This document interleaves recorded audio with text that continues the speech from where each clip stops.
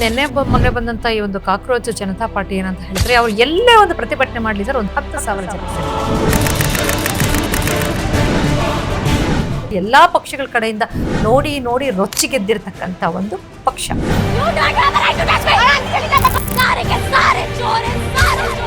ನನ್ನ ಕಣ್ಣಲ್ಲಿ ಯುವಕರು ಮಾಡ್ತಿದ್ದಾರೆ, ಜನ ಸೇರ್ತಿದ್ದಾರೆ ಅನ್ನೋ ಕಾರಣಕ್ಕೆ ಅವ್ರ ಬೇಡಿಕೆ ಉತ್ತಮ ಅಂತ ಹೇಳಕ್ಕ. ಎಜುಕೇಷನ್ ಮಿನಿಸ್ಟರ್ ರಾಜೀನಾಮೆ ಕೊಡಬೇಕು ಅನ್ನೋದು ಅವ್ರಿಗೂ ಅದಕ್ಕೂ ಏನು ಡೈರೆಕ್ಟಾಗಿ ಸಂಬಂಧ ಇಲ್ಲ.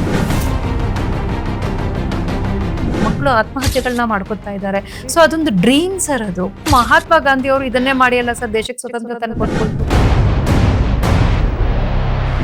ಮಹಾತ್ಮ ಗಾಂಧಿ ಅಂತ ನಾನು ಕರೆಯಲ್ಲ, ಮೋಹನ್ ದಾಸ್ ಗಾಂಧಿ ಇರ್ಬೋದು. ಆ ಉಪವಾಸ ಸತ್ಯಾಗ್ರಹ ಮಾಡಿಕೊಂಡು ಅವರು ಸತ್ತಿದ್ರೆ ಅಲ್ಲ, ಈಗ ನೀವು ಪರಾನ ವಿರೋಧನ ಸರ್. ಈ ಕಾಂಗ್ರೆಸ್ ಅನ್ನೋರು ಯಾವ ಚಳವಳಿ ಕಟ್ಟಿದೆ, ಎಲ್ಲ ರೆಡಿಮೇಡ್ ಆಗಿದ್ರು. ಚೇತನ್ ಅಹಿಂಸಾ ಅವ್ರ ಬಗ್ಗೆ ಇನ್ನೂ ಜನಕ್ಕೆ ಗೊತ್ತೇ ಇಲ್ಲ ಸರ್. ಬಿಡದಿ ಹೋರಾಟದಲ್ಲಿ ನೀವು ಕಾಣಿಸ್ತಾ ಇಲ್ಲ. ಹೋರಾಟಕ್ಕೆ ಈ ರಾಜಕಾರಣಿಗಳು ಬೆಲೆ ಕೊಡಲ್ಲ. ನಿಮ್ಮನ್ನ ಅರ್ಥ ಮಾಡ್ಕೊಳ್ಳೋಕೆ ಆಗ್ತಾ ಇಲ್ಲ ಜನಗಳ ಕೈಯಲ್ಲಿ. ನಿಮ್ಮ ಹತ್ರ ಪವರ್ ಇದೆ ಅಂತ ನೀವು ಒಂದು ಎಲ್ಲ ಬಡವರ ಮೇಲೆ ಅಸ್ತ್ರ ಬಿಡೋದ್ರಲ್ಲ ಅಲ್ಲ. ನಮಸ್ಕಾರ ವೀಕ್ಷಕರೇ, ನೀವು ನೋಡ್ತಾ ಇದ್ದೀರಿ ಸುಮನ್ ಟಿವಿ ಕನ್ನಡ. ಇದ್ದದ್ದನ್ನ ಇದ್ದ ಹಾಗೆ ಹೇಳುವ ಗುಣಕ್ಕೆ, ದಿಟ್ಟತನಕ್ಕೆ ಮತ್ತು ಹೋರಾಟಕ್ಕೆ ಬಹಳಷ್ಟೊಂದು ಹೆಸರಾಗಿರ್ತಕ್ಕಂಥ ನಟ, ಸಾಮಾಜಿಕ ಕಾರ್ಯಕರ್ತ, ಹೋರಾಟಗಾರರು ಅಹಿಂಸಾ ಚೇತನ್ ನಮ್ಮ ಜೊತೆಗಿದ್ದಾರೆ. ಬನ್ನಿ ಅವ್ರನ್ನ ಕಾರ್ಯಕ್ರಮಕ್ಕೆ ಸ್ವಾಗತಿಸೋಣ. ಹಾಗೇನೆ ವರ್ತಮಾನದಲ್ಲಿ ಏನೆಲ್ಲ ವಿಚಾರಗಳು ನಡೀತಾ ಇದೆ, ಇವತ್ತಿನ ಯುವ ಜನಾಂಗಕ್ಕೆ ಏನ್ ಹೇಳ್ತಾರೆ, ಎಲ್ಲಾ ವಿಚಾರಗಳ ಬಗ್ಗೆ ಸಮಗ್ರವಾಗಿ ಚರ್ಚೆ ಮಾಡೋಣ. ನಮಸ್ತೆ ಸರ್, ಕಾರ್ಯಕ್ರಮಕ್ಕೆ ಸ್ವಾಗತ. ನಮಸ್ಕಾರ ಅನಿತಾ ಅವರೇ. ಸರ್, ಹೇಗಿದ್ದೀರಿ? ಚೆನ್ನಾಗಿದ್ದೀನಿ. ಸೊ ಇತ್ತೀಚೆಗೆ ಬಹಳಷ್ಟು ನಿಮ್ಮ ಟ್ವೀಟ್ಗಳೇ ಕಾಣಿಸ್ತಾ ಇದೆ ಸರ್. ಸಮ್ಟೈಮ್ಸ್ ಖುಷಿ ಆಗುತ್ತೆ ಸರ್, ಚೇತನ್ ಸರ್ ಏನೋ ಮಾಡ್ತಿದ್ದಾರೆ, ಸೊ ಬೇರೆ ಯಾರು ಯೋಚನೆ ಮಾಡೋದನ್ನ ಅವರು ವಿಭಿನ್ನವಾಗಿ ಯೋಚನೆ ಮಾಡ್ತಿದ್ದಾರೆ ಅಂತ ಹೇಳಿ. ಸರ್, ಈಗ ಕಾಕ್ರೋಚ್ ಪಾರ್ಟಿ ಬಗ್ಗೆ ನೀವು ಕೇಳೇ ಇರ್ತೀರಿ. ಸೊ ಅದ್ರ ಬಗ್ಗೆ ಬಹಳಷ್ಟು ಇವತ್ತು ಚರ್ಚೆಗಳು ನಡೀತಾ ಇದೆ. ನಿನ್ನೆ ಪಾರ್ಲಿಮೆಂಟ್ ಮುಂದೆ ಒಂದು ಹೋರಾಟ ಆಗುತ್ತೆ ಸರ್. ಅಲ್ಲಿ ನೀಟ್ ಪ್ರಶ್ನೆ ಪತ್ರಿಕೆ ಸೋರಿಕೆ ವಿಚಾರದಲ್ಲಿ ಧರ್ಮೇಂದ್ರ ಪ್ರಧಾನ್ ಅವರು ರಾಜೀನಾಮೆ ಕೊಡಬೇಕು ಅಂತ ಹೇಳಿ ಒತ್ತಾಯ ಮಾಡಿ ಸಾವಿರಾರು ಜನ ಪ್ರತಿಭಟನೆ ನಡೆಸ್ತಾ ಇರ್ತಾರೆ.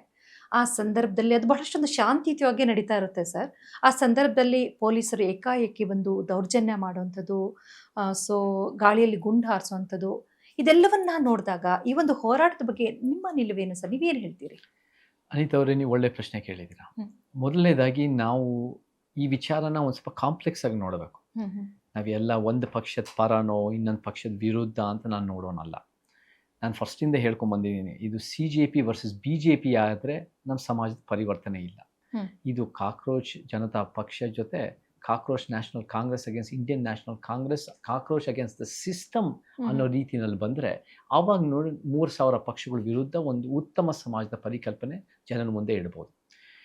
ಪ್ಲಸ್ ಏನು ಅಂತ ಹೇಳ್ಬಿಡ್ತೀನಿ. ಮೊದಲನೇದಾಗಿ ನಮಗೆ ಯುವಕರು ಗಟ್ಟಿಯಾಗಿ ಅವರ ಒಂದು ವಿಚಾರಗಳು, ಅವರ ಸಮಸ್ಯೆಗಳನ್ನ ಅರ್ಥ ಮಾಡಿಕೊಂಡು ಅವರು ಒಂದು ಆದಷ್ಟು ಹೋರಾಟದ ಮುಖಾಂತರ, ಒಂದು ಶಾಂತಿಯುತವಾದ ಹೋರಾಟದ ಮುಖಾಂತರ ಜನರ ಮುಂದೆ ಬಂದು ಒಂದು ರೀತಿ ವಿಚಾರ ಮಂಡಿಸ್ತಾ ಇದ್ದಾರೆ, ಸಂಘಟನೆ ಮಾಡ್ತಾ ಇದ್ದಾರೆ, ಆ ಒಂದು ಹೋರಾಟಕ್ಕೆ ನಿಂತಿದ್ದಾರೆ. ಆ ಒಂದು ಧೈರ್ಯ, ಆ ಒಂದು ಕಾಳಜಿ ನಮ್ಗೆ ಹೆಮ್ಮೆ ಆಗೋ ವಿಚಾರ.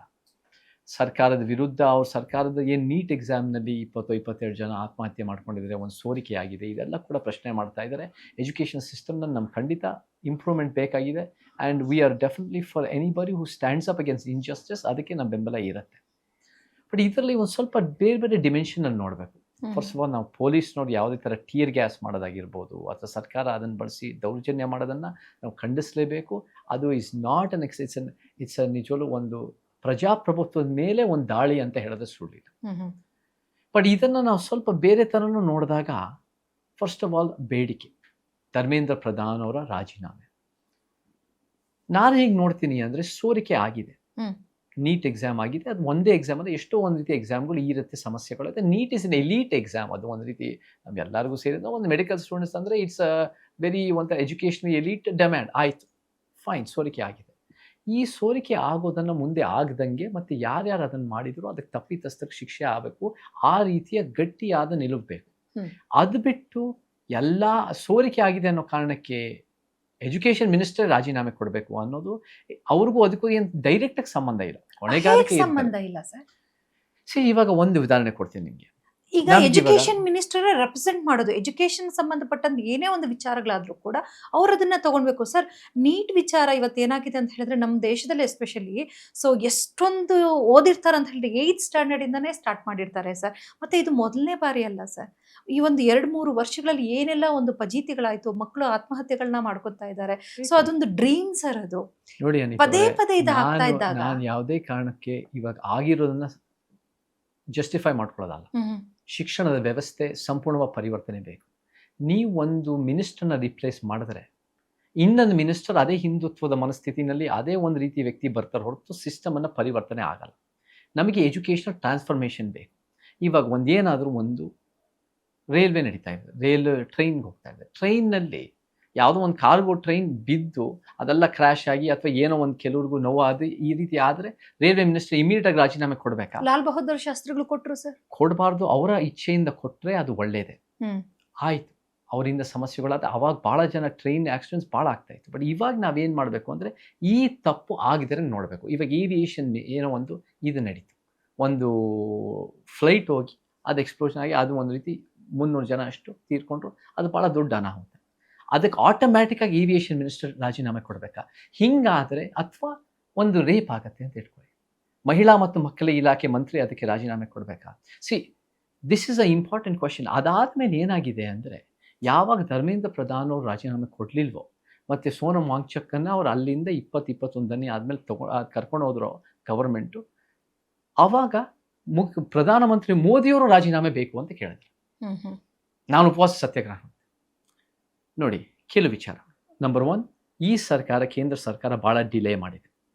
ಕೇಂದ್ರ ಸರ್ಕಾರ 20 ದಿನ ಅದನ್ನು ಸುಮ್ಮನೆ ಅವ್ರನ್ನ ಕಾಯಿಸಿ ಉಪವಾಸ ಸತ್ಯಾಗ್ರಹ ಮಾಡಿದ್ರು ಕೂಡ ಯಾವ ರೆಸ್ಪಾಂಡ್ ಮಾಡ್ದಂಗೆ ಒಂದು ರೀತಿ ಹಾರ್ಟ್ಲೆಸ್ ರೀತಿಯಲ್ಲಿ ಕೆಲಸ ಮಾಡಿದೆ. ನಾನು ನೋಡಿದ್ದೀನಿ, ರೈತರ ಹೋರಾಟ ಆದಾಗ, ರೈತ ವಿರೋಧಿ ಕಾನೂನುಗಳು ಬಂದಾಗ 660 ರೈತರು ಜೀವ ಕೊಟ್ಟಾದ ಮೇಲೂ ಕೂಡ 1 ವರ್ಷದ ಮೇಲಾದರೂ ಕೂಡ ಅದನ್ನು ಒಂದು ರೀತಿ ವಾಪಸ್ ತೊಗೊಂಡಿಲ್ಲ. So it is not a protest ಸರ್ಕಾರ ಅಂತ ಹೇಳೋಕ್ಕಾಗಲ್ಲ. ಇದು ಒಂದು ಆ್ಯಂಟಿ ಪ್ರೊಟೆಸ್ಟ್ ಸರ್ಕಾರ ಅಂತ ಹೇಳೋದು ಸುಳ್ಳಿಲ್ಲ. ಆದರೆ ನಮಗೆ ಉಪವಾಸ ಸತ್ಯಾಗ್ರಹ ಅಂತ ನೋಡಿದಾಗ ನಮ್ಮ ಸಿದ್ಧಾಂತದಲ್ಲಿ, ಅಂಬೇಡ್ಕರ್, ಪೆರಿಯಾರ್, ಪೂಲೆ ದಂಪತಿಯ ಸಿದ್ಧಾಂತದಲ್ಲಿ ನಾವು ಯಾವತ್ತೂ ಉಪವಾಸ ಸತ್ಯಾಗ್ರಹಗಳು ಅಷ್ಟೊಂದು ಗಟ್ಟಿಯಾಗಿ ಮಾಡೂ ಇಲ್ಲ, ಅಷ್ಟೊಂದು ಒಪ್ಪಿಗೆನೂ ಪಟ್ಟಿಲ್ಲ. ನಮ್ಮ ಮಾದರಿ ಬಾಬಾ ಸಾಹೇಬ್ರು ಏನು ಹೇಳ್ತಾರೆ ಅಂದರೆ, ಉಪವಾಸ ಸತ್ಯಾಗ್ರಹ ವಿಚಾರದಲ್ಲಿ ನೋಡಿದ್ರೆ ಅದು ಅರಾಜಕತೆಯ ಮಾರ್ಗ ಅಂತ ಹೇಳ್ತಾರೆ. ತಂದೆ ಪೆರಿಯಾರ್ ಏನು ಹೇಳ್ತಾರೆ ಅಂದರೆ, ಆಬ್ಸ್ಟಿನೆಸಿ ಅಂದರೆ ಹಠಮಾರಿತನದ ಮಾರ್ಗ. ಜ್ಯೋತಿಬಾ ಫುಲೆ, ಸಾವಿತ್ರಿಬಾ ಫುಲೆ ಮಾಡಿಲ್ಲ. ಯಾಕೆ ಮಾಡಿಲ್ಲ? ಅವ್ರಿಗೆ ಮಾಡೋಕ್ಕಾಗಲ್ಲ ಅಂತಲ್ಲ, ಅದು ಕಷ್ಟನೇ. ಅಂದ್ರೆ 2 ಮಾತಿಲ್ಲ, ಅದು ಜೀವ ಕಷ್ಟನೇ. ಬಟ್ ಏನಾಗತ್ತೆ ಅಂದರೆ, ನಮಗೆ 10,000 ಸಮಸ್ಯೆಗಳಿದೆ ಅನಿತವ್ರೆ. ಇಡೀ ಶಿಕ್ಷಣದ ವ್ಯವಸ್ಥೆ ಹಾಳಾಗಿದೆ. ಬರೀ ನೀಟ್ಗೋಸ್ಕರ, ಮೆಡಿಕಲ್ ಸೀಟ್ಗೋಸ್ಕರ ಸಿಗ್ತಿರೋ ಹೈಲಿ ಎಜುಕೇಟೆಡ್ಡು ಅವ್ರವ್ರ ಲಾಭ ಪಡಿತಿರೋರು ಅಷ್ಟೇ ಅಲ್ಲ, ಭಾಳ ಜನಕ್ಕೆ ಪ್ರೈಮರಿ ಎಜುಕೇಷನ್ನ ತಳಮಟ್ಟದಿಂದ ಸಮಸ್ಯೆ ಇದೆ, ಗ್ರಾಮೀಣ ಭಾಗದ ಸಮಸ್ಯೆಗಳಿದೆ, ಎಲ್ಲ ರೀತಿ ಪಠ್ಯ ಪುಸ್ತಕ ಸಮಸ್ಯೆಗಳಿದೆ, ಟೀಚರ್ಸ್ಗಳು ಕರೆಕ್ಟಾಗಿ ನಮ್ಮ ಸಮಸ್ಯೆಗಳು, ಎಲ್ಲ ರೀತಿ ಸಮಸ್ಯೆಗಳಿದೆ, ಇನ್ಫ್ರಾಸ್ಟ್ರಕ್ಚರ್ ಸಮಸ್ಯೆ, ಎಲ್ಲ ರೀತಿ ಸಮಸ್ಯೆ ಇದೆ. ಇದನ್ನು ನೀವು ಪ್ರಧಾನಮಂತ್ರಿ ಧರ್ಮೇಂದ್ರ ಪ್ರಧಾನ್ ಇದನ್ನು ಎಜುಕೇಷನ್ ಮಿನಿಸ್ಟರ್ ಒಬ್ಬರು ರಾಜೀನಾಮೆ ಕೊಟ್ಟೆ ಅಂತ ಒಂದು ಇಶ್ಯೂಗೋಸ್ಕರ ಆ ಡಿಮ್ಯಾಂಡ್ ಎಷ್ಟು ತೂಕ ಇದೆಯಾ ಅಂತ ಇಲ್ವೋ ಪ್ರಶ್ನೆ ಇದೆ. ಅದಕ್ಕೊಂದನ್ನು ಜೀವ ಕೊಟ್ಟರೆ ಈ 10,000 ಸಮಸ್ಯೆಗಳು ಯಾರು ಬಗೆಹರಿಸ್ತಾರೆ? ನಿಮಗೆ ಒಂದು ಇಶ್ಯೂ ಇರ್ಬೋದು ರೀ, ನಮಗೆ 10,000 ಸಮಸ್ಯೆಗಳಿದೆ. ಅದನ್ನೆಲ್ಲ ಪ್ರಜಾಪ್ರಭುತ್ವದ ರೀತಿಯಲ್ಲಿ ಹೋರಾಟದ ಮುಖಾಂತರ ಸರಿಪಡಿಸ್ಬೇಕು. ಅದು ನಮ್ಮ ಮಾದರಿಗಳು ಹೇಳಿದ್ದಾರೆ. 2ನೇದಾಗಿ, ನಾವೆಲ್ಲ ಅಹಿಂಸಾ ನಂಬೋರು. ನನ್ನ ಹೆಸರು ಇಟ್ಕೊಂಡಿದ್ದು ಚೇತನ ಅಹಿಂಸಾ ಅಂತ. ಅಹಿಂಸಾ ಮಾರ್ಗ ಅಂದರೆ ಶಸ್ತ್ರಾಸ್ತ್ರ ಇಲ್ಲದೆ, ಹಿಂಸೆ ಇಲ್ಲದೆ ಪರಿವರ್ತನೆ ಕಟ್ಟೋದು, ಒಂದು ಡೆಮೊಕ್ರಾಟಿಕ್ ಮೀನ್ಸ್ ಮುಖಾಂತರ. ಇವಾಗ ನಾನು ಹೋರಾಟಕ್ಕೋಸ್ಕರ ಅಂತ ಇಟ್ಕೊಳ್ಳಿ, ಹೋರಾಟಕ್ಕೋಸ್ಕರ ನಾನು ನನ್ನನ್ನು ಸುಟ್ಕೊತೀನಿ ಅಂದರೆ ಅದು ಅಹಿಂಸಾನ? ನಾನು ನನ್ನನ್ನು ಚಾಟಿಯಿಂದ ಹೊಡ್ಕೊತೀನಿ ಅಂದರೆ ಅಹಿಂಸಾನ? ನಾನು ಇವತ್ತಿನ ದಿನ ಊಟ ಮಾಡದೆ ನನ್ನ ಜೀವನ ಕಳ್ಕೊತೀನಿ, 20-25 ದಿನ ನಾನು ಊಟ ಬಿಟ್ಟಿರ್ತೀನಿ ಅಂದರೆ ಅದು ಅಹಿಂಸಾನ? ನನ್ನ ಕಣ್ಣಲ್ಲಿ ನಿಮಗೆ ನೀವೇ ಹಿಂಸೆ ಮಾಡಿಕೊಂಡು ಅದು ಅಹಿಂಸಾ ಅಲ್ಲ. ಸೊ ನಾವು ಇದನ್ನು ಸ್ವಲ್ಪ ಕಾಂಪ್ಲೆಕ್ಸ್ ಆಗಿ ನೋಡ್ತೀವಿ. ಕಾಂಪ್ಲೆಕ್ಸ್ ಆಗಿ ನೋಡಿದಾಗ ಪರಿವರ್ತನೆ ಬೇಡ ಅಂತ ಅಲ್ಲ, ಪರಿವರ್ತನೆ ಯಾವ ಮಾರ್ಗ ಮಾಡ್ತಿದೆ? ಯಾಕಂದರೆ ಇವಾಗ ಹೋರಾಟ ಮಾಡಾದ್ಮೇಲೆ ಇವತ್ತು ಮಾಧ್ಯಮದವರು, ಮಹಿಳಾ ಮಾಧ್ಯಮದವರು, ಪತ್ರಕರ್ತರ ಮೇಲೆಲ್ಲ ಒಡೆದು ಮಾಡ್ತಾ ಇದ್ರು. ನಿಜವಾಗ್ಲೂ ಬಾಬಾ ಸಾಹೇಬ್ರು ಏನು ಹೇಳಿದ್ರು, ಒಂದು ಕೇಯಾಸು, ಒಂದು ಆನಾರ್ಕಿ, ಒಂದು ಅರಾಜಕತೆ ಅದು ದೊಡ್ಡ ಪ್ರಮಾಣದ ನಡೀತಾ ಇದೆ. ಹಾಗಿದ್ದಾಗ ಸರ್ಕಾರ ಅದಕ್ಕೆ ತುಪ್ಪ ಸುರಿದಿಲ್ಲ ಅಂತ ಹೇಳ್ತಾ ಇಲ್ಲ. ಸರ್ಕಾರದ ಒಂದು ರೀತಿ ಕ್ಯಾಲೆಸ್ನೆಸ್ಸು, ಅವರು ಒಂದು ರೀತಿ ಕಾಳಜಿ ತೋರಿಸ್ತಾ ಇರೋದು ಒಂದು ಕಾರಣ ಆಯಿತು. ಅವರು ಒಂದು ರೀತಿ ಇದನ್ನು ಒಂದು ಟಿಯರ್ ಗ್ಯಾಸ್ ಮಾಡಿ ಅವರು ಕೂಡ ಪೊಲೀಸ್ ಮೇಲೆ ದಾಳಿ ಮಾಡೋದು ಭಾಳ ತಪ್ಪು. ಬಟ್ ಹೋರಾಟ ಅಂದ್ರೂ ಕೂಡ ಎಲ್ಲರ ಹೋರಾಟವೂ ಸರಿ ಸಮಾನ ಇರಲ್ಲ. ಎಷ್ಟೋ ಒಂದು ಹೋರಾಟಗಳು ಕೂಡ ಒಂದು ಇನ್ನೂ ಉತ್ತಮ ರೀತಿ ಆಲೋಚನೆ ಮಾಡಿ ಅಲ್ಲ ಮಾಡಿದ್ರೆ ಇನ್ನೂ better ಹಾಗಿದ್ರೆ ಆಗಿದೆ. ಉಪವಾಸ ಸತ್ಯಾಗ್ರಹ ಮಾಡಿದ್ದೇ ತಪ್ಪಂತ ತಾವು ಹೇಳ್ತೀರಾ? ನಮ್ಮ ಮಹಾತ್ಮ ಗಾಂಧಿ ಅವರು ಇದನ್ನೇ ಮಾಡಿ ಅಲ್ಲ ಸರ್ ದೇಶಕ್ಕೆ ಸ್ವತಂತ್ರ ತಂದ್ಕೊಟ್ರು. ಮಹಾತ್ಮ ಗಾಂಧಿ ಅಂತ ನಾನು ಕರೆಯಲ್ಲ, ಮೋಹನ್ ದಾಸ್ ಗಾಂಧಿ ಇರ್ಬೋದು. ಹ್ಮ್. ಅವರು ಬಹಳ ದೊಡ್ಡ ಪ್ರಮಾಣದಲ್ಲಿ ಹೋರಾಟಗಳು ಮಾಡಿದ್ದಾರೆ. ಬಟ್ ಅವ್ರ ಎಲ್ಲ ಹೋರಾಟಗಳು ಉತ್ತಮವಾಗಿದೆ ಅಂತ ನಾವು ನೋಡೋರಲ್ಲ. ನಮ್ಮ ಕಣ್ಣಲ್ಲಿ ಕಾಂಶಿರಾಮ್ ಅವ್ರು ಹೇಳ್ತಾರೆ, ಗಾಂಧಿವಾದನೇ ಆಧುನಿಕ ಮನುವಾದ ಅಂತ ಹೇಳ್ತಾರೆ. ನಮಗೇನಂದರೆ ಫಸ್ಟ್ ಆಫ್ ಆಲ್ ಬ್ರಿಟಿಷ್ನವರು ಅವರು ವರ್ಲ್ಡ್ ವಾರ್ II ಆದಮೇಲೆ ಎಲ್ಲ ಕಾಲನೀಸ್ಗಳಿಗೂ ಫ್ರೀಡಮ್ ಬರ್ತಾ ಇತ್ತು. ವರ್ಲ್ಡ್ ವಾರ್ II ಆದಮೇಲೆ ಅನಿವಾರ್ಯತೆಯಿಂದ ಅವ್ರ ಕಾಲನೀಸ್ ನಡೆಸೋಕೆ ಆಗದೆ ಇರೋದ್ರಿಂದ ಅದು ಒಂದು ರೀತಿ ಸ್ವಾತಂತ್ರ್ಯ ಸಿಗ್ತಾ ಇತ್ತು. ಗಾಂಧಿಯ ಕಾಂಟ್ರಿಬ್ಯೂಷನ್ ಏನು ಇಲ್ಲ ಅಂತ ಹೇಳ್ತಾ ಇಲ್ಲ, ಬಟ್ ಆ ಒಂದು ಇಶ್ಯೂ ಸ್ವರಾಜ್ ಅನ್ನೋ ಒಂದು ಇಶ್ಯೂಗೆ ಅವರು ಒಂದು ರೀತಿ ಹೋರಾಟ ಮಾಡಿದ್ದಾರೆ. ಮತ್ತೆ ಅಷ್ಟೇ ಅಲ್ಲ, ಉಪವಾಸ ಮಾಡೋದಷ್ಟೇ ಅಲ್ಲ, ಈ ಒಂದು ಪೂನಾ ಪ್ಯಾಕ್ಟ್ ವಿಚಾರದಲ್ಲಿ ಏನು ಒಂದು 1932 ಮತ್ತು 35ನಲ್ಲಿ ಪೂನಾ ಪ್ಯಾಕ್ಟ್ ಆಗುತ್ತಲ್ಲ, ಆ ವಿಚಾರದಲ್ಲಿ ಜೈಲಿನಲ್ಲಿ ಕೂತ್ಕೊಂಡು ಪ್ರತ್ಯೇಕ ಮತಕ್ಷೇತ್ರಗಳು ಬರಬಾರ್ದು ಅನ್ನೋ ಕಾರಣಕ್ಕೆ ಬ್ಲ್ಯಾಕ್ ಮೇಲ್ ರೀತಿಯಲ್ಲಿ ಉಪವಾಸ ಸತ್ಯಾಗ್ರಹ ಮಾಡಿದ್ದಾರೆ. ಬ್ಲ್ಯಾಕ್ ಮೇಲ್ ಅಂದರೆ ಏನು? ನಾನು ನನ್ನ ಜೀವ ಹೋಗ್ತಿದ್ದು ಯಾಕೆ? ಯಾಕಂದರೆ ಈ ಒಂದು ಸಮುದಾಯಗಳು, ದಲಿತ ಸಮುದಾಯಗಳಿಗೆ, ಬೇರೆ ಬೇರೆ ಸಮುದಾಯಗಳಿಗೆ ಪ್ರತ್ಯೇಕ ಮತಕ್ಷೇತ್ರ ನ್ಯಾಯ ಒದಗಿಸೋದು, ಪೊಲಿಟಿಕಲ್ ಜಸ್ಟಿಸ್ ಬೇಡ ಅನ್ನೋ ಕಾರಣಕ್ಕೆ ಉಪವಾಸ ಸತ್ಯಾಗ್ರಹ ಮಾಡಿದ್ದಾರೆ. ಸೊ ಉಪವಾಸ ಸತ್ಯಾಗ್ರಹ ನನ್ನ ಕಣ್ಣಲ್ಲಿ ಅವತ್ತೇನಾದರೂ ಗಾಂಧಿ ತೀರ್ಕೊಂಡಿದ್ದಿದ್ರೆ ಅನಿತಾ ಅವರೇ, ಆ ಉಪವಾಸ ಸತ್ಯಾಗ್ರಹ ಮಾಡಿಕೊಂಡು ಅವರು ಸತ್ತಿದ್ದಿದ್ರೆ ಏನಾಗಿರೋದು ಅಂದರೆ ಎಷ್ಟೋ ಒಂದು ರೀತಿ ಅಲ್ಲೋಲ ಕಲ್ಲೋಲ ಆಗಿರೋದು, ದಲಿತರ ಮೇಲೆ ಎಷ್ಟೋ ಒಂದು ಕೊಲೆ, ಹಲ್ಲೆ, ಏನೇನೋ ನಡೆದಿರೋದು. ನಾವು ಸಮಾಜದ ಎಲ್ಲ ಹೋರಾಟಗಳು ಒಂದೇ ಅಲ್ಲ, ಎಲ್ಲ ಹೋರಾಟಗಾರರು ಕೂಡ ಒಂದೇ ರೀತಿ ಹೋರಾಟ ಮಾಡಲ್ಲ, ಎಲ್ಲ ಹೋರಾಟನೂ ಸರಿ ಸಮಾನ ಅಲ್ಲ. ನಮ್ಮ ಹೋರಾಟಗಳು ಅಂಬೇಡ್ಕರ್, ಪೆರಿಯಾರ್, ಫೂಲೆ ದಂಪತಿ ಮತ್ತು ಕಾಂಶಿರಾಮರ ಹೋರಾಟ ನಾವೇನು ನೋಡ್ತೀವಿ ಅಂದರೆ ಅನಿತಾ ಅವರೇ, ನಾವು ಸಮಾಜದಲ್ಲಿ ಎಲ್ಲ 10 ಸಮಸ್ಯೆಗಳು ಒಂದಕ್ಕೊಂದು ಪೋಣಿಸ್ಕೊಂಡಿರೋದನ್ನ ಸರಿಪಡಿಸ್ಬೇಕು ಅಂದರೆ ಬರೀ ಹೋರಾಟ ಒಂದೇ ಮಾರ್ಗ ಅಲ್ಲ, ಪೊಲಿಟಿಕಲ್ ಪವರ್ ನಮಗೆ ಬೇಕಿದೆ.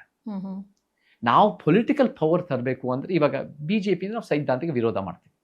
ಆದರೆ BJP ಪಕ್ಷ ಅವರು RSS ಇಂದ ಹಿಡಿದು 1998, 1925 1928ವರೆಗೂ ಯಾರು ಇವತ್ತಿನ ಕಾಕ್ರೋಚ್ ಜನತಾ ಪಕ್ಷ ಅಂತ BJP ವಿರುದ್ಧ ನಿಂತಿದ್ದಾರೋ ಅದೇ BJP ಕಾಕ್ರೋಚ್ ಆಗಿ ಕೆಲಸ ಮಾಡ್ತಾ ಇದ್ರು ಒಂದು 75 ವರ್ಷ. ಅವರು ಒಂದು ರೀತಿ ಹೋರಾಟದ ವಿರುದ್ಧ, ಆ ಒಂದು ಆಳುವ ಶಕ್ತಿಗಳ ವಿರುದ್ಧ ಹೋರಾಟದ ಮಾರ್ಗದ ಮುಖಾಂತರ ಅವರು ಫೈಟ್ ಮಾಡ್ತಾ ಇದ್ರು. ಆಮೇಲೆ ಅವ್ರು ಅಧಿಕಾರಕ್ಕೆ ಬರ್ತಾರೆ, ಅವ್ರು ದೊಡ್ಡ ಮಟ್ಟದ ಇವತ್ತು ಅವರು ಒಂದು ಆಳುವ ಶಕ್ತಿ ಆಗಿದ್ದಾರೆ. ಅವರು ಏನು ಮಾಡ್ತಿರೋ ಸಮಸ್ಯೆಗಳು ನಾವೆಲ್ಲರೂ ಎತ್ತಿ ಹಿಡಿದು ಪ್ರಶ್ನೆ ಮಾಡಿ ಪರಿವರ್ತನೆ ಬೇಕೇ ಬೇಕು.